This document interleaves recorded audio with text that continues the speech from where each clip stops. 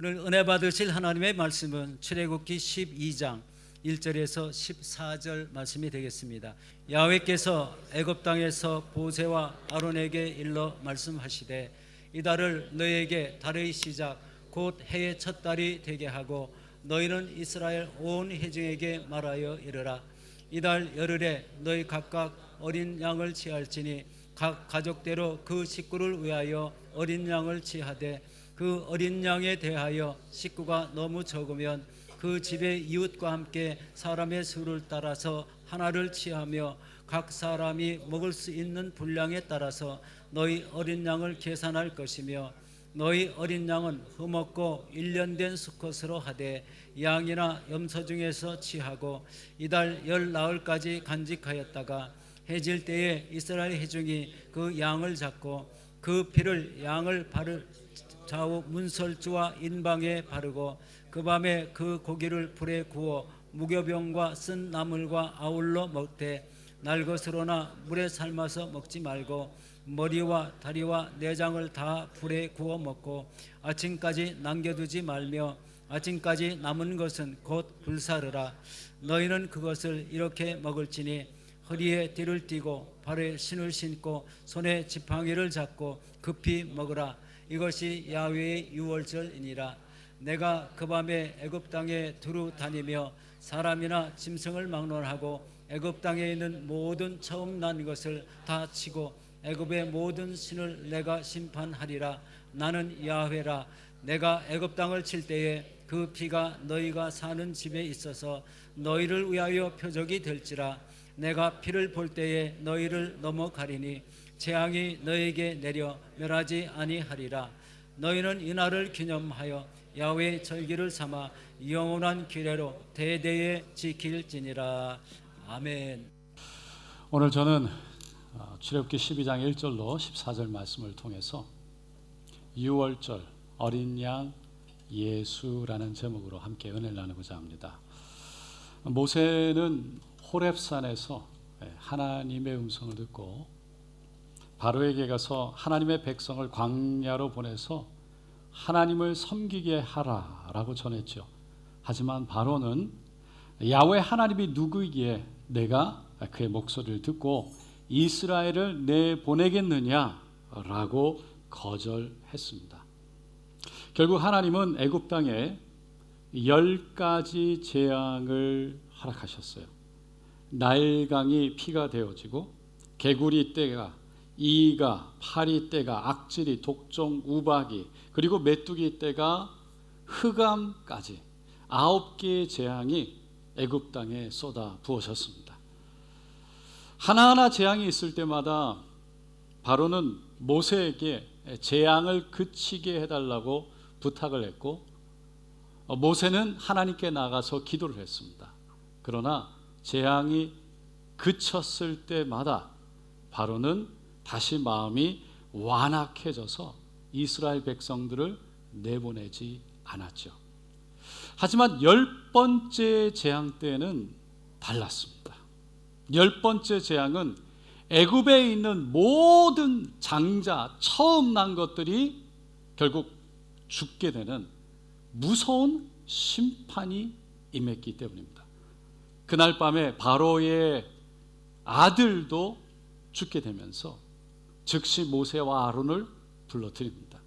그리고는 이렇게 말하죠. 이스라엘 자손은 일어나 내 백성 가운데서 떠나 너희의 말대로 가서 야훼를 섬기며 너희가 말한 대로 너희 양과 너희 소도 몰고 가라. 나를 위하여 축복하라. 오늘 본문은 그 마지막 재앙이 임했던 그날 밤을 이스라엘 백성들이 어떻게 맞이해야 될지를 하나님이 모세에게 말씀해 주는 장면입니다. 먼저 1절과 2절에 이렇게 말씀하세요. 야훼께서 애굽 땅에서 모세와 아론에게 일러 말씀하시되 이 달을 너희에게 달의 시작 곧 해의 첫 달이 되게 하고 출애굽을 떠나는 그 달을 한 해의 첫 달로 삼아라 라고 말씀한 거죠. 당시 이스라엘 백성들이 사용하던 달력으로는 7월에 해당했고요. 오늘날 우리가 사용하고 있는 일반 태양력에는 3월과 4월에 해당하는 시간이었습니다. 하나님은 그 달을 새해, 한 해의 첫째 달 1월로 삼으라고 한 거죠. 하나님이 왜 출애굽을 앞둔 이스라엘 백성들에게 그 달을 첫째 달로 삼으라고 했을까요? 이스라엘 백성들이 새 출발을 하게 되기 때문인 겁니다. 과거에는 애굽의 노예로 살았지만 이제는 하나님의 백성으로서 새로운 자유의 삶을 살게 되었다는 것을 선포하라는 것입니다. 애굽 땅에서는 소망 없이 그냥 노예로 살았지만, 미래 없이 살았지만, 이제는 하나님이 약속한 가나안 땅, 저 하나님이 허락하신 땅을 바라보면서 소망을 갖고 사는 백성이라는 것을 우리가 깊이 깨닫고 선포하라는 것이죠. 애굽 땅에서는요, 그래서 소망 없던 그들, 하나님의 백성으로 소망을 갖고 사는 그들, 여러분, 우리도 마찬가지가 되었습니다. 예수님을 구주로 믿게 되면 우리의 인생은 새로운 인생이 되는 줄로 믿습니다. 더 이상 죄의 노예가 되지 않습니다. 죄를 따라, 죄의 심판에 따라 사는 것이 아니라 결국은 모든 죄가 예수의 보혈로 다 씻겨지고 저 천국을 바라보면서 천국 소망으로 우리는 이 땅에 살아가는 인생 되어지는 줄로 믿습니다. 그러면서 하나님이 3절과 4절에 이렇게 말씀하세요. 다 같이 한번 읽어보겠습니다. 너희는 이스라엘 온 회중에게 말하여 이르라. 이달 열흘에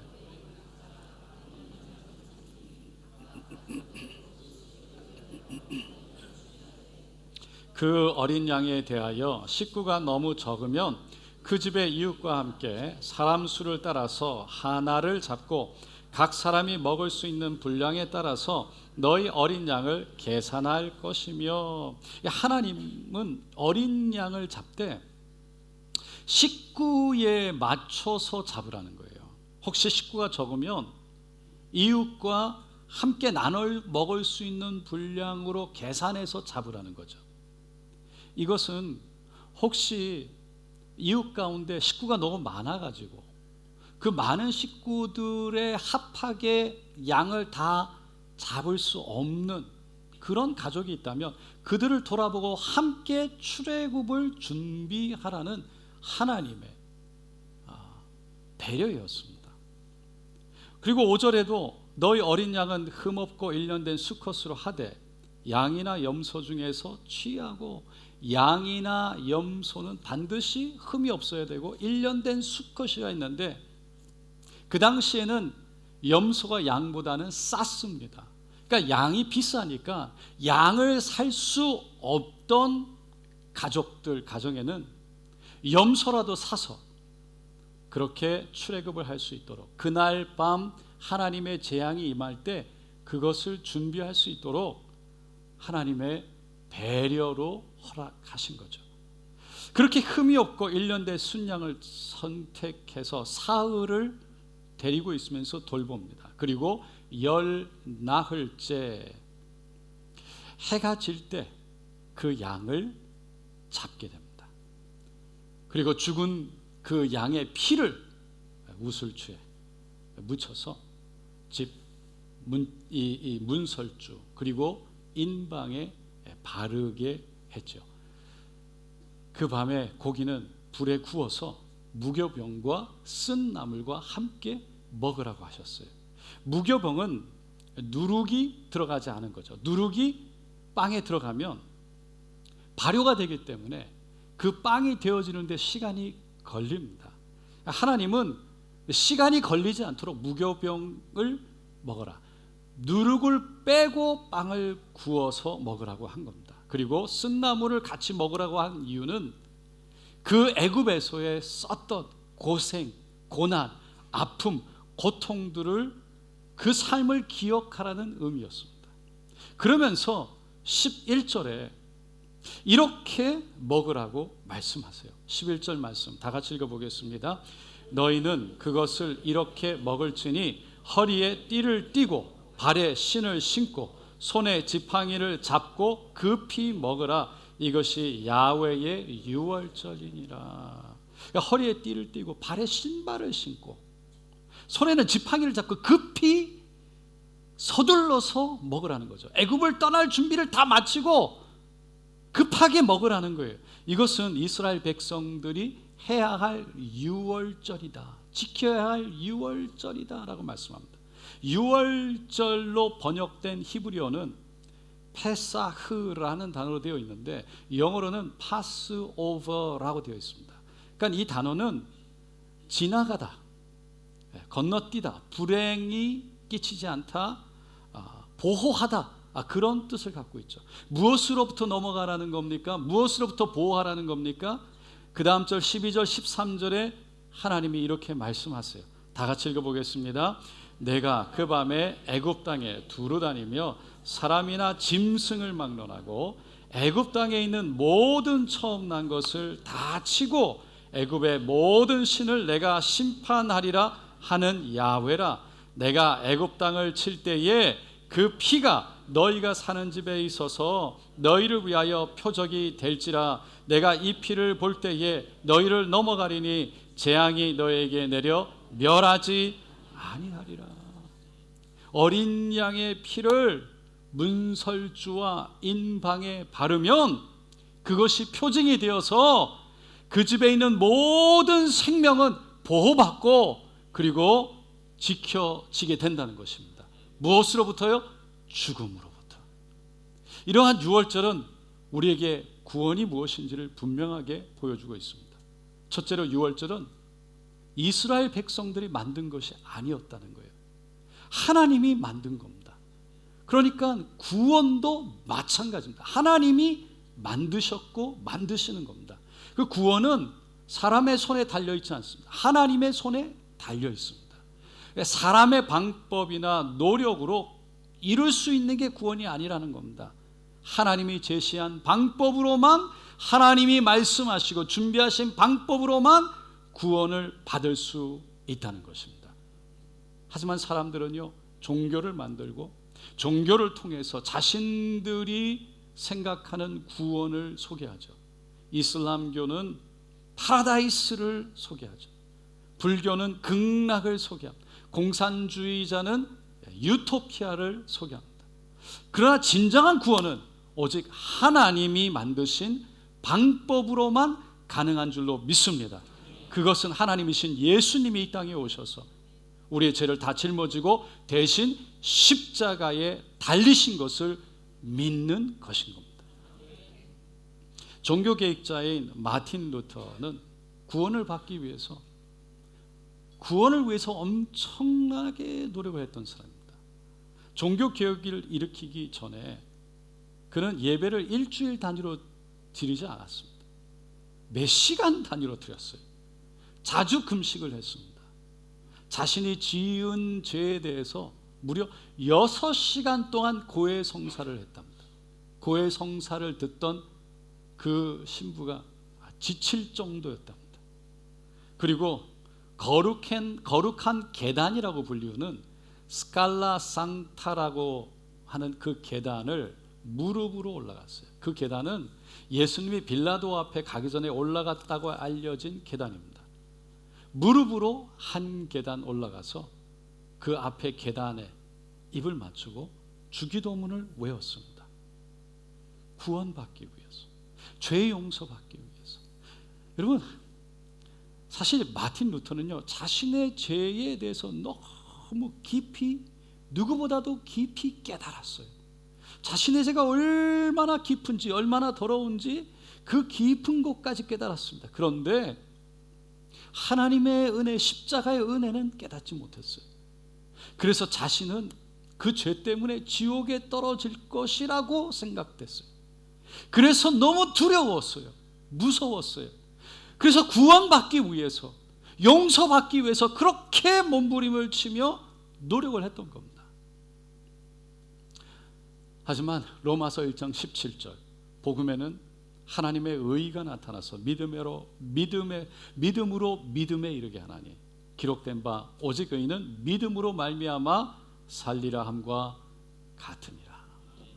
여러분, 오직 의인은 하나님이 의롭다 하심은, 죄 없음은 행위가 아니라 예수 그리스도를 믿는 믿음으로 살게 되는 줄로 믿습니다. 그것을 말씀을 통해서 깨달았던 거죠.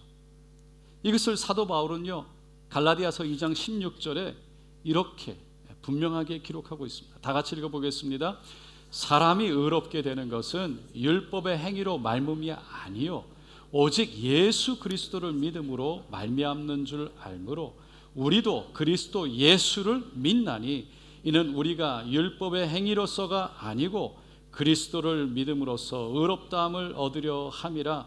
율법의 행위로서는 의롭다함을 얻을 육체가 없느니라. 우리의 행위로는 어느 누구도, 우리의 노력으로는 어느 누구도 하나님 앞에서 구원받을 수 있는 자가 없다는 거죠. 오직 하나님이 만드신 구원의 길, 우리를 위해 십자가를 지신 예수를 믿음으로 의롭게 되고 죄 용서 받아서 구원에 이르게 되는 것인 줄로 믿습니다.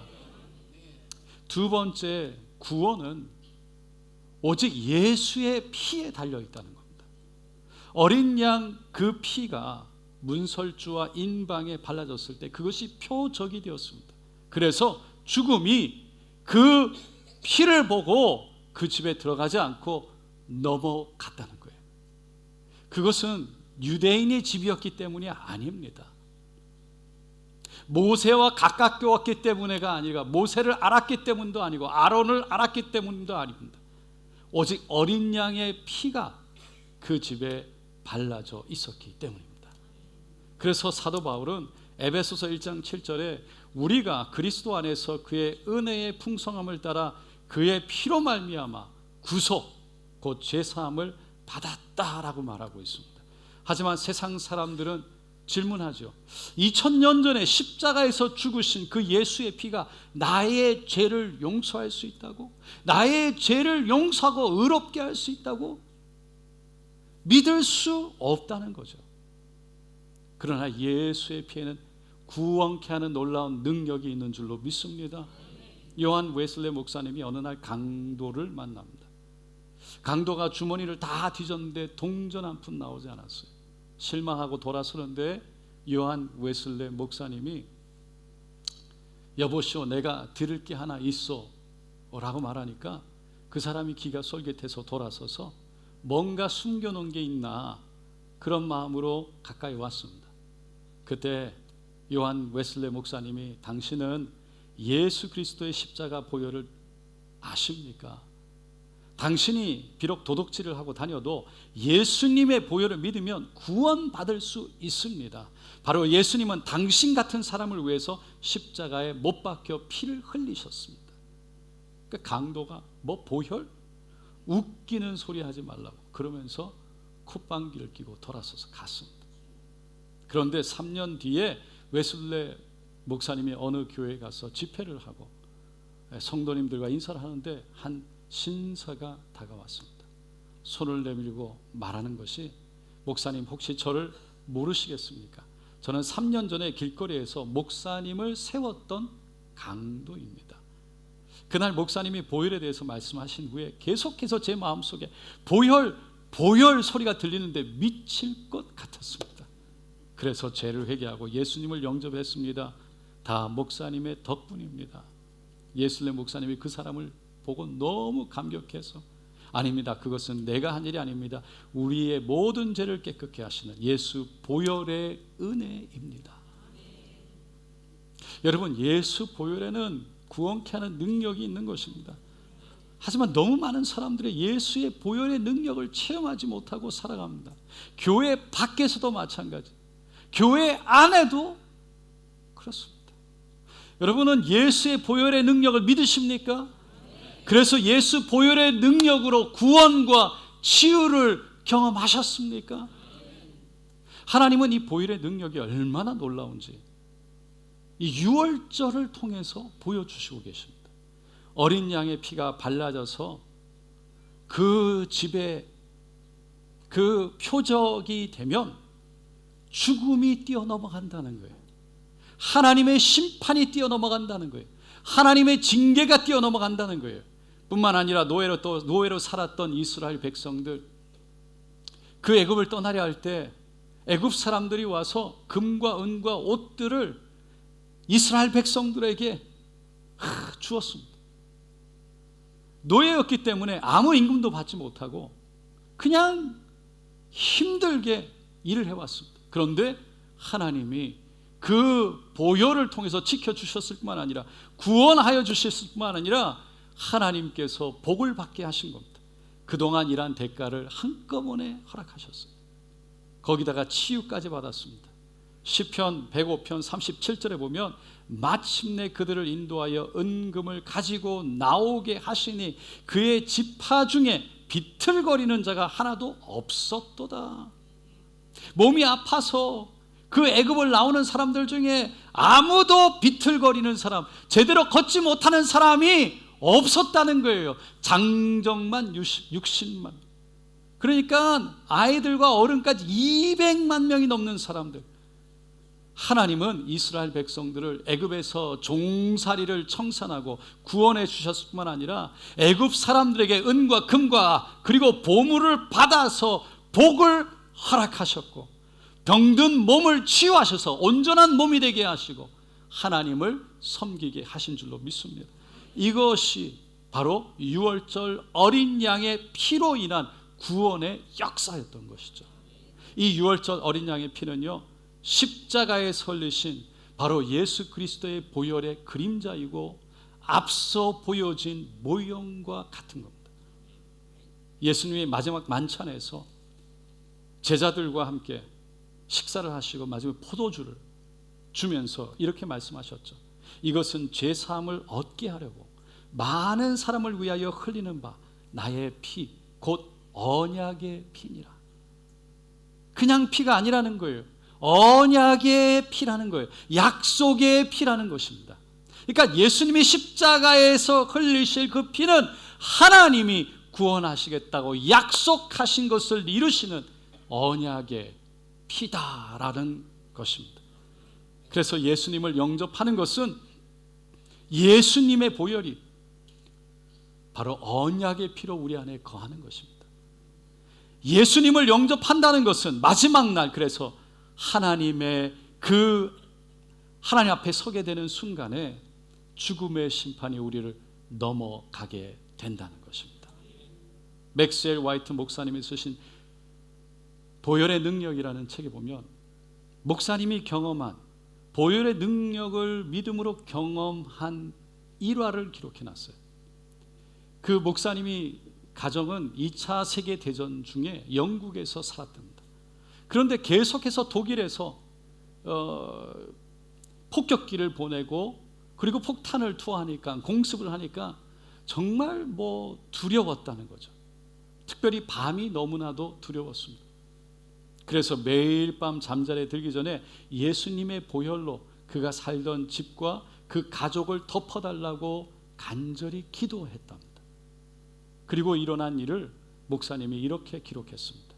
언제 우리에게 폭탄이 떨어질지 모르는 위험 속에서 살면서도 우리는 아이들과 함께 매일 밤 한 번도 깨지 않고 평안히 누워서 잘 수 있었다. 그때 우리를 보호해 주었던 예수님의 보혈의 능력이 너무도 생생해서 마치 우리가 어떤 종류의 폭탄에도 끄떡없는 튼튼한 방공호 속에서 잠을 자는 것 같았다. 어느 날 우리 집을 중심으로 반경 1.2km 이내에 13개의 폭탄이 떨어졌을 때에도 우리 집 건물 일부가 사소한 피해를 입었을 뿐 가족 모두가 무사했다. 여러분, 우리가 예수 그리스도의 피를 믿으면 죄에서 씻음받고 질병에서 치유받고 저주에서 해방되는 줄로 믿습니다. 예수의 보혈을 여러분 가정에 뿌리고 바르고 덮고 채우시기 바랍니다. 여러분의 보혈, 예수의 보혈을 주장하고 그리고 선포하고 믿음으로 고백하시기 바랍니다. 더럽게 저주와 재앙이 뛰어넘어 우리의 가정을 넘어가게 될 줄로 믿습니다. 여러분, 오늘 설교는요 너무나도 중요한 설교입니다. 사단이 제일 싫어하는 예수의 피에 대한 설교이기 때문입니다. 어제 아침부터 제가 기도를 하고 설교를 준비하는데 이상하게 집중이 안 되고 가슴이 답답하고 하여간 너무 힘든 거예요. 막 날씨는 덥고 막 땀은 내리고, 무엇보다 금요일 저녁이면 이미 어느 정도 어떤 방향으로 어디에 중점을 두고 말씀을 전해야 되겠다는 게 나오는데, 토요일 아침이 됐는데도 다 준비하고 이것저것 다 읽고 생각하는데도 도대체 무엇을 중심으로 어떤 말씀을 어떻게 정해야 될지 이게 방향이 쓰지 않는 거예요. 오늘 우리가 읽은 말씀 다음에 나오는 12장 전체를 다 보면요, 너무 방대한 말씀이에요. 사실은 오늘 읽은 말씀 다 6월절날 행하는 그 하나하나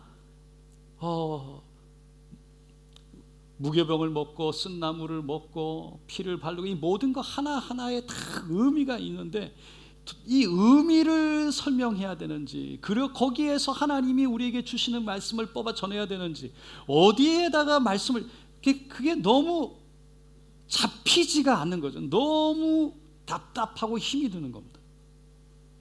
그렇게 힘든 적이 많지가 않아요. 근데 이상하다 그러는데 점심때쯤에 교회 전도사님 한 분에게 메시지가 온 것을 우연히 봤어요. 제가 토요일은 전화기를 거의 제가 보지 않습니다. 그런데 코로나 검사를 했는데 양성 반응이 나왔다는 겁니다. 문제는 제가 금요 기도회가 끝나고 전도사님을 제 방에서 대화를 했어요. 그러니까 저가 괜찮으냐고, 그러면서 내일 못 나올 것 같다고, 그러면서 연락을 해온 겁니다. 얼른 집에 찾아보니까 코로나 검사 키트가 하나가 있었습니다. 꺼내서 혹시나 해서 유효기간을 보니까 유효기간이 이미 지난 거예요. 할까 말까 하다가 그냥 해보자는 마음으로 검사를 했습니다. 그런데 준비하는 동안 은근히 제 마음속에는 양성이 나오기를 바라는 거예요. 주에 이렇게 준비를 하는데 이렇게 힘이 드니까 도대체 어떻게 무슨 말씀을 잡아서 점심때 잡아서 이거를 어디에 중심, 뭘 어떻게 해야 될지를 모르겠는 거예요. 그러니까 너무 힘이 들고, 그러니까 차라리 코로나에 걸리면 할렐루야.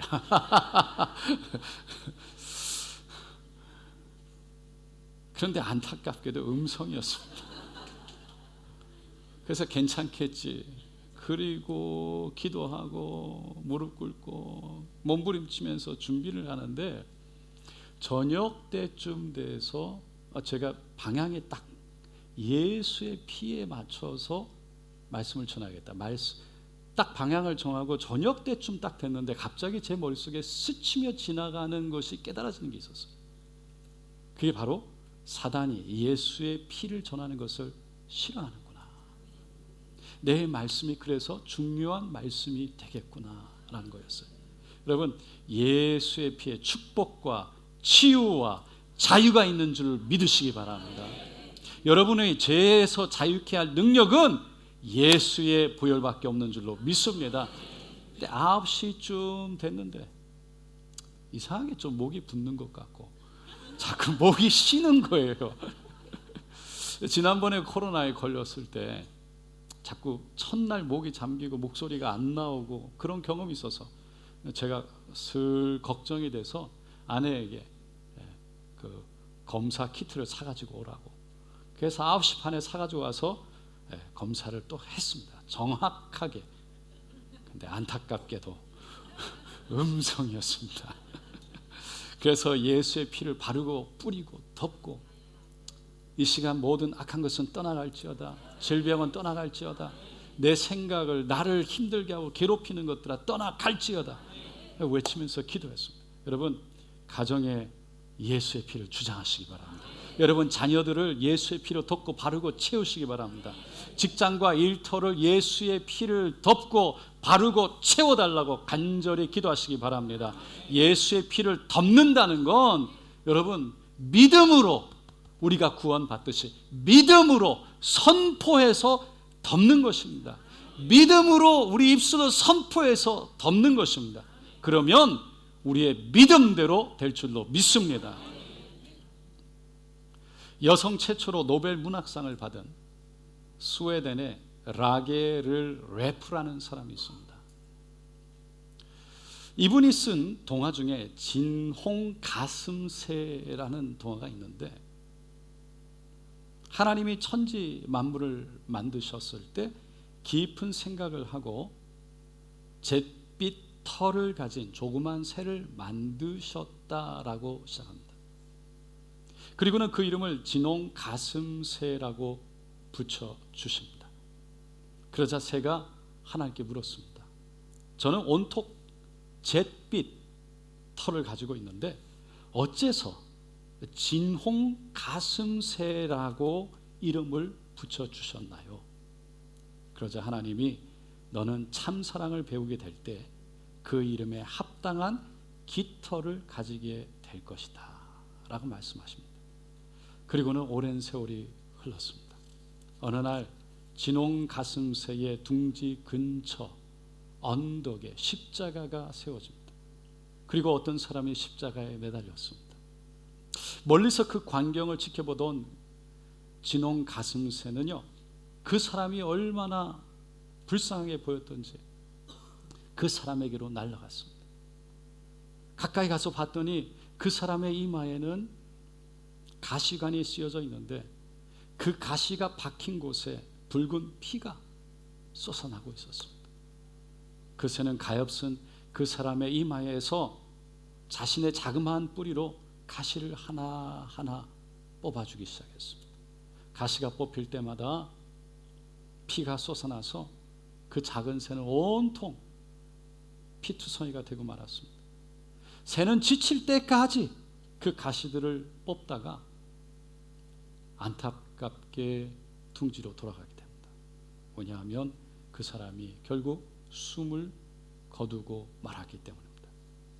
그런데 자기의 몸에 묻은 피가 아무리 해도 깨끗이 지워지지 않는 겁니다. 결국 목덜미와 가슴에 피자국이 빨갛게 남게 됐습니다. 그리고 더욱 이상한 건 그때부터 새롭게 태어난 알, 그 알을 깨고 나온 새끼마다 모두 목덜미와 가슴에 선명한 진홍빛을 가진 털이 생기게 되었다는 겁니다. 이 이야기는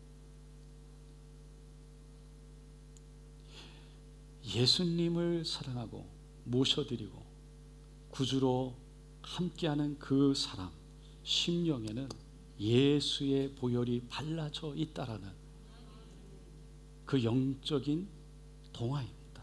여러분, 예수님을 구주로 모셔드렸습니까? 그러면 여러분의 마음에 심령에 예수의 피가 발라져 있는 줄로 믿습니다. 사랑하는 성도 여러분, 우리가 신앙생활을 오래 하다 보면 중요해지는 것이 많이 생깁니다.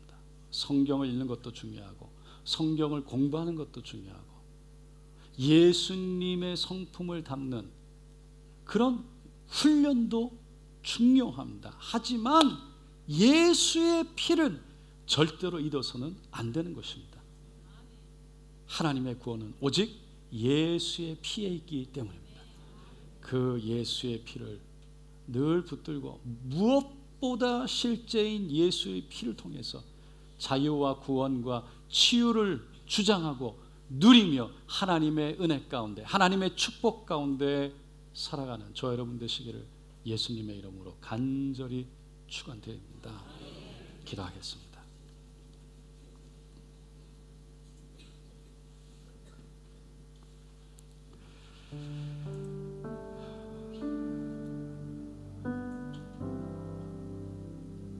예수 그 십자가에서 흘리신 보혈, 보배로운 피,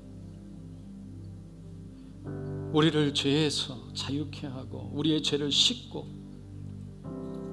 그래서 하나님이 죄 없다 하시는 의롭다 함을 얻게 하시고, 이제는 그 예수의 보혈로 하늘 소망으로 구원 가운데 이 땅에 살아가게 하신 뿐만 아니라 하나님의 축복과 그리고 하나님의 지키고 보호하심 가운데 살아가게 하는 그 예수의 보혈, 주님 오늘 이 시간 예수의 보혈을 주장합니다. 우리의 가정을 예수의 보혈로 축복하시고 우리의 자녀들을 예수의 보혈로 덮고 바르고 채워 주시옵소서. 우리의 교회를 예수의 보혈로 덮어 주시옵소서. 이 시간 예수의 보혈 선포하노라. 덮고 바르고 채우노라. 이 시간 모든 악한 것은 떠나갈지어다. 이 시간 모든 재앙은 떠나갈지어다. 모든 더러운 유혹과 우리의 마음을 힘들게 하는 어둠은 떠나갈지어다. 우리 함께 주여 간절히 세워 부르고 합심해서 기도하겠습니다. 주여 주여 주여. 할렐루야 할렐루야 할렐루야 할렐루야 할렐루야. 예수 보혈의 능력이 도다. 예수 보혈의 능력이 도다. 주여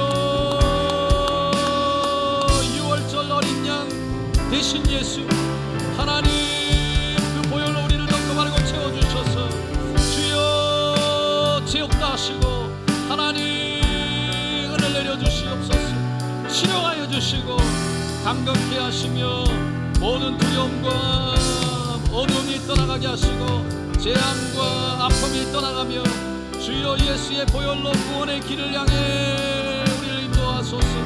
주여 구원으로 인도하소서. 예수의 보혈을 주장합니다. 예수의 보혈을 주장합니다. 하나님 믿음으로 선포합니다. 우리 자녀들을 예수의 보혈로 바르고 덮고 채우소서. 지키고 보호하소서. 모든 어둠의 세력들이 떠나가게 하소서. 주여 하나님 지키고 보호하소서. 예수의 보혈로 바르고 덮고 채웁니다. 예수의 보혈을 주장합니다. 할렐루야 할렐루야 할렐루야 할렐루야 할렐루야 할렐루야. 주여 예수의 피로 예수의 피로 예수의 피로. 할렐루야. 우리 교회를 예수의 보혈로 바르고 덮고 채우소서. 예수의 피로 바르고 덮고 채우소서. 주여 우리의 직장을 덮고 바르고 채워 예수의 피로 바르고 덮고 채워. 할렐루야 할렐루야 할렐루야 할렐루야 할렐루야. 주여 예수의 피로 예수의 피로 예수의 피로 예수의 피로. 할렐루야 할렐루야 할렐루야. 주여 날마다 예수의 보혈 안에 있게 하소서. 날마다 예수의 보혈의 은혜 안에 있게 하소서. 날마다 예수의 보혈을 주장하게 하소서. 오 할렐루야 할렐루야. 주님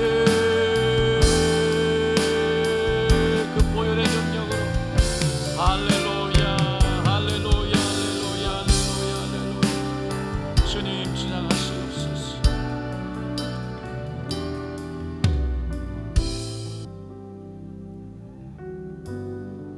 여러분 저 천국은 너무나도 실제입니다. 리얼합니다. 그것을 우리가 믿음으로 그 천국을 붙잡고 천국 안에 기쁨과 감사를 누리며 평안을 누리며 살아가는 줄로 믿습니다. 그 믿음으로 예수의 보혈 우리가 붙들기를 원합니다. 예수의 보혈을 뿌리고 바르고 덮기를 원합니다.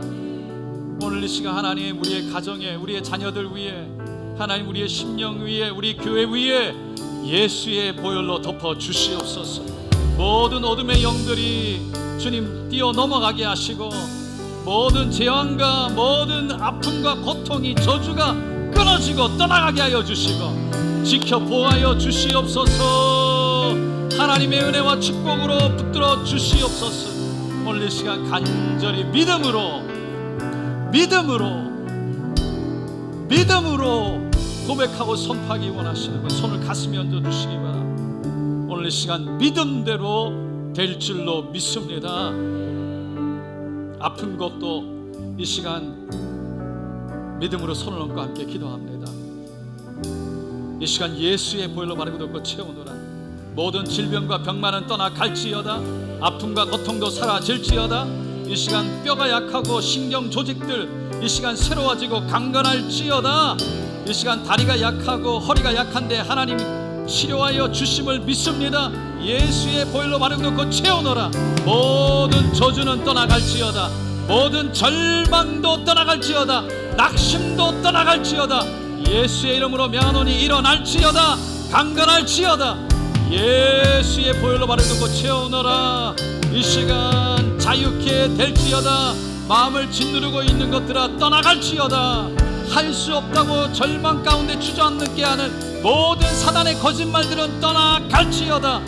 주님, 이 시간 그 예수의 보혈로 임하여 주시옵소서. 우리의 자녀들을 축복하여 주소서. 우리의 손주들을 축복하여 주시옵소서. 예수의 보혈로 바르고 채우노라.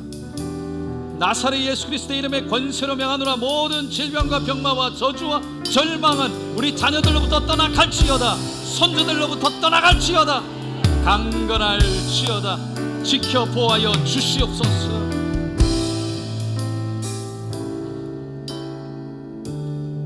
우리 교회 예수의 보혈로 바르고 채웁니다. 하나님 지키고 보호하여 주시옵소서. 할렐루야, 할렐루야, 할렐루야. 그 보혈을 통해, 그 보혈을 지나 우리가 저 천국을 바라보며 하나님 날마다 구원으로 인도하시는 주님, 우리 하나님을 찬양하며 오늘도 역사하시고 홀로 주님께서 우리를 만드시고 새롭게 하셨으니 주님만 홀로 영광 받으시옵소서. 감사드리며 예수님의 이름으로 기도드리옵나이다. 아멘.